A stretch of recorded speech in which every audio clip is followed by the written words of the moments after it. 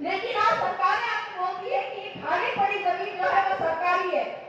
तो हमको उनसे ये पूछना पड़ेगा कि ये गांव जब है हमारे बाप दादाओं ने बसाया था, यहाँ पे नदी देखा था, तालाब देखा था, पहाड़ देखा था, जंगल देखा था, ये सारे जंगल जमीन जो हमारे पुरखों ने तय किया था।